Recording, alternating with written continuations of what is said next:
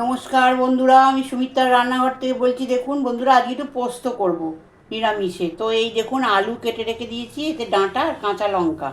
আর আমি দেখুন বন্ধুরা পিষে নিয়েছি এতে পোস্ত। এই যে পোস্ত, এতে হলুদ নুন দিয়ে দিয়েছি আর কাঁচা লঙ্কা দিয়ে এটা পিষেছি। তো প্রথমে দেখুন বন্ধুরা, আমার তেলটা গরম হয়ে গেছে, আমি এতে আলুগুলো দিয়ে দিচ্ছি একটু বেশি। পোস্ততে বন্ধুরা একটু আলু বেশি লাগে। আলুগুলো দিয়ে দিই ভালো করে আলুগুলো ভেজে নিই, তবে ডাঁটাগুলো দেবো।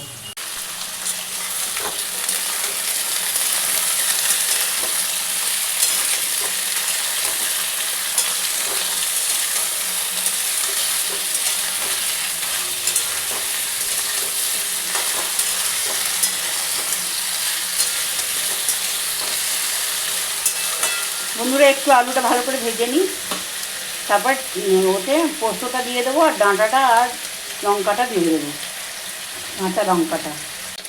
দেখুন বন্ধুরা, আলুটা ভাজা হয়ে গেছে, এবার এতে আমি পোস্তটা ঢেলে নিচ্ছি।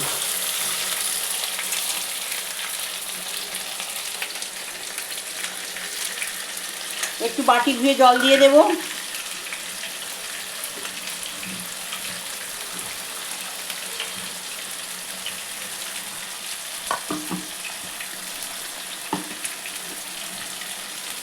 একটু বাটি ধুয়ে জল দিয়ে দিলাম।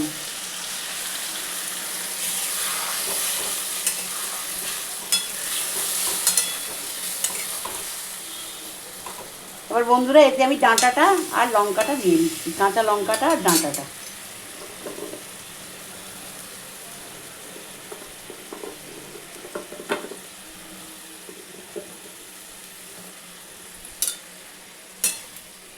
এবার বন্ধুরা সেদ্ধ হতে সময় দেবো, এটা ঢাকা দিয়ে দিলাম। এটা হয়ে যাক, বাকিটা আপনাদের দেখিয়ে দিচ্ছি। দেখুন বন্ধুরা, পোস্তটা কিন্তু আমার রেডি হয়ে গেছে।